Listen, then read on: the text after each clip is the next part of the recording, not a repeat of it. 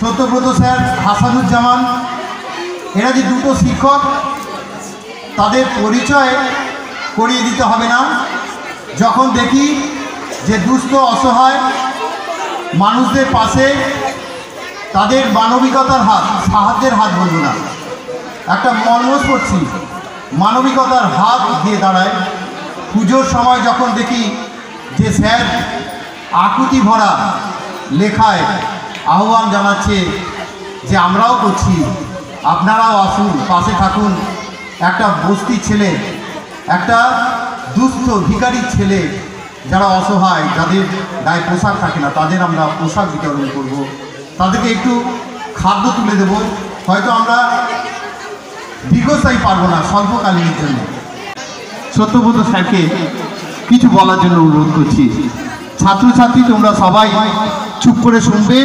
আমাদের শিক্ষক, আমাদের খুব গুণী শিক্ষক, মানব দরদী শিক্ষক সত্যব্রত জানা, যদিও বিজ্ঞান বিভাগে, কিন্তু মানবতার বদান্যতা হয় না। সঞ্চালক আমার সম্বন্ধে অনেকটা বেশি করে বললেন। আমি একটা স্কুলে পড়াই, এইখানেই লোকাল একটা স্কুলে ফিজিক্স পড়াই। যে ক্যামেরা করছে ও আমার ছাত্র আজগার, মুনমুন বসে আছে আমার ছাত্রী, হাসিবুর যে WBCS ও আমার ছাত্র। 24 বছর পড়াচ্ছি এখানে। সকলকে, মঞ্চে উপবিষ্ট সকলকে যথাযথ সম্মান জানিয়ে আমি 2-4টে কথা বলছি। প্রধানত আমরা স্বপ্নের ফেরিওয়ালা। আমরা যে জগতে কাজ করি একটু স্বপ্ন দেখাতে ভালোবাসি, কিন্তু যখন স্বপ্নগুলো প্রতিদিন একটু একটু করে শুকোতে থাকে, আমরা দেখেছি, আমি নিজে দেখেছি, ডিপ্রেশনে ভুগতে ভুগতে একটা ছাত্র কতটা হারিয়ে যেতে পারে। সেখানে দাঁড়িয়ে আমরা যখন নতুন করে আবার পরের দিন ভোরবেলা গিয়ে ক্লাসে আরও একটা দলের ছেলে মেয়েকে স্বপ্ন দেখাই, কোথাও একটা আমাদের আক্ষেপ তৈরি হয় যে সত্যিই কি আমরা ঠিকঠাক কাজটা করতে পারছি, যে কাজের দায়িত্ব নিয়েছিলাম একদিন যেচে আইটি সেক্টর ছেড়ে এসে ছাত্রছাত্রী পড়াবো বলে। কারণ বাবা মা এবং মা দুজনই শিক্ষক শিক্ষিকা ছিলেন, স্টেট ডিস্ট্রিক্ট ছিলেন। তো সেই অনুপ্রেরণায় এখানে এই জগতে আসা আমার। কি হয়, এখানে যারা গার্জেন আছেন তাদের কাছে আমি 2-4টে কথা বলবো, একটু শুনবেন, 2 মিনিট নেব আপনাদের সকলের কাছে একটু অনুমতি নিয়ে।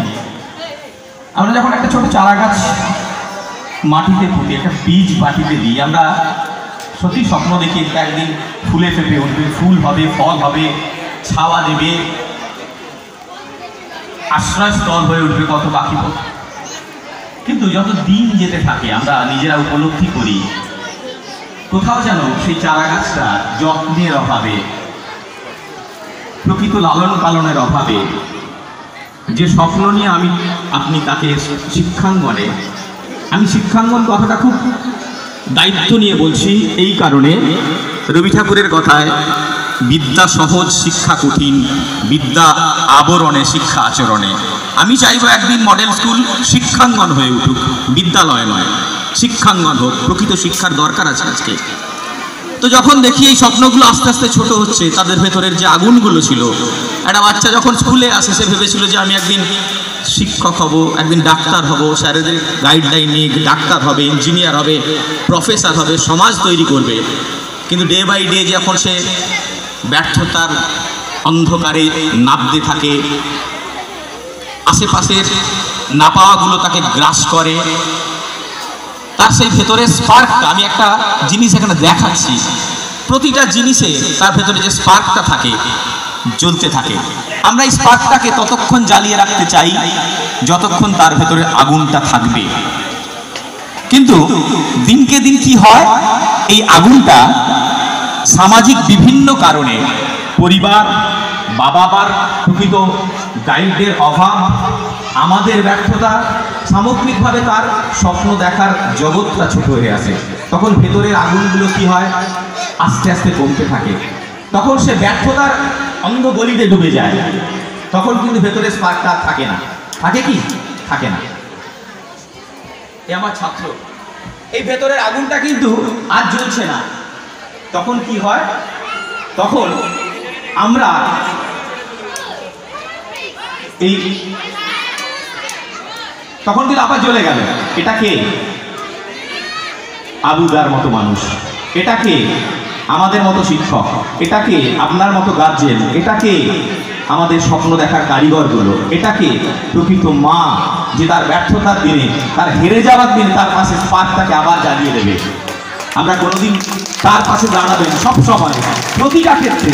এটা একটা আবু স্যার, এটা একটা সিদ্দিকদা, এটা একটা আমি, এটা একটা আপনি, এটা একটা মডেল স্কুল, এটা একটা শেরপুর স্কুল। এই স্পার্কটা যতক্ষণ না জ্বলবে আমাদের দায়িত্ব কিন্তু কোনোদিন থামবে না। এই স্পার্কটা নিতে বাধ্য, আমরা তাকে স্বপ্নটা ঠিক মতো দেখাতে পারিনি বলে। সমস্ত ব্যর্থতা আমাদের আগামী প্রজন্মের নয়। সকলকে শুভেচ্ছা, শুভকামনা। আর যারা ছোট তাদেরকে বলবো, স্বপ্ন দেখে যাও, থামবে না কোনোদিন। আর যদি স্পার্কের অভাব হয়, আমি আছি, আবুদার মতো মানুষ আছেন, এই গুণীজনেরা আছেন, একবার আসবে, আমরা আগুনটা আবার জ্বালিয়ে দেবো। সবাই ভালো থেকো, সবাই শ্রীবৃদ্ধি কামনা করে আমি আমার বক্তব্য শেষ করছি। সবাই ভালো থাকুন।